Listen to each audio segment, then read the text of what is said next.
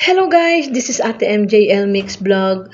So ngayon po ako po ay nagpe-prepare ng aking lulutuin para sa aming lunch. At ito po ay ang kalabasa. So nakikita po ninyo na ako po ay nag-umpisa na pong magbalat-balat. At pagkatapos ko po ito mabalatan, ito po ay aking hihiwain ng medyo maliliit na pa-triangle. Kaya guys, stay put lang po kayo habang piniprepare ko lang po ang aking lulutuin. Ang luto ko pala na gagawin po dito ay napakasimple lang po. Ito po, igigisa ko lang po sa bawang, sibuyas at kamatis. At lalagyan ko lang po ng mga pampalasa na powder at sasabawan ko lang po ng konti. Ganyan lang po kasimple ang aking pagluluto sa kalabasa na to.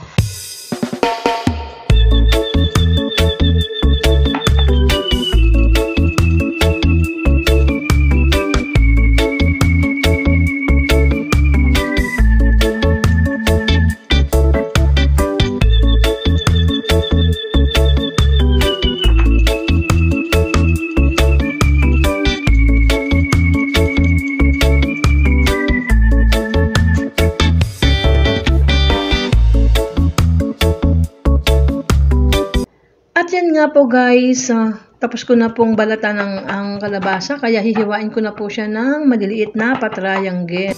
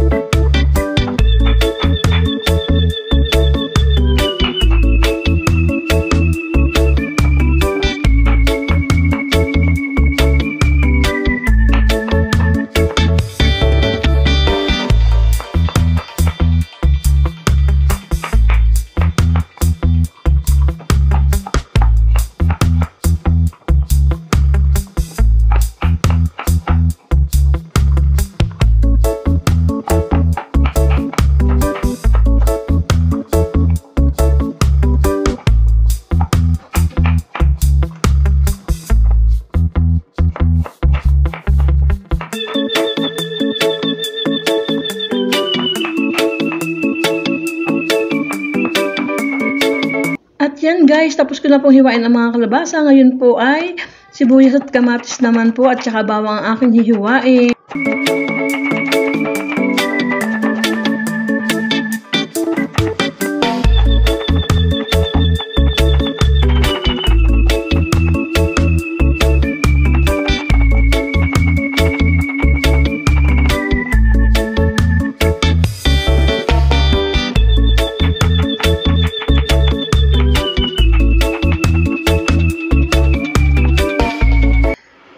Po guys, tapos nang magayat ng sibuyas, bawang at kamatis. Ngayon naman po, iumpisahan na po nating igisa ang bawang, sibuyas at saka kamatis. Ayan po, nagpapainit na po ako ng mantika sa isang kasirola.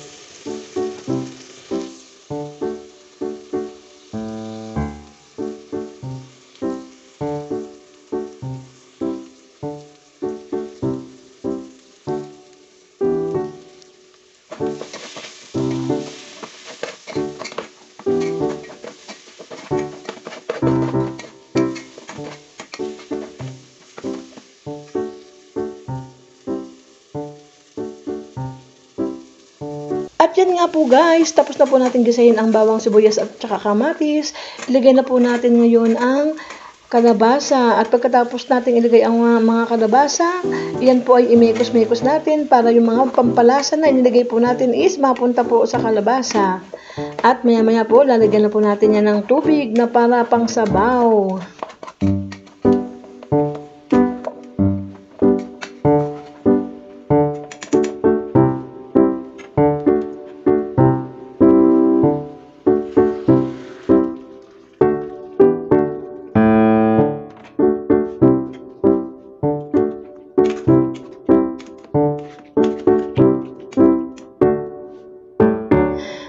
Tapos na nga po natin lagyan ng tubig at lagyan na po natin ng takip. Hayaan natin kumulo at pag yan ay lumambot na po ang kalabasa at medyo lumapot na po yung kanyang sabaw, yan po ay tapos na po ang ating pagluluto sa ating simpleng ginisang kalabasa. Ito na po ang aming lunch for today.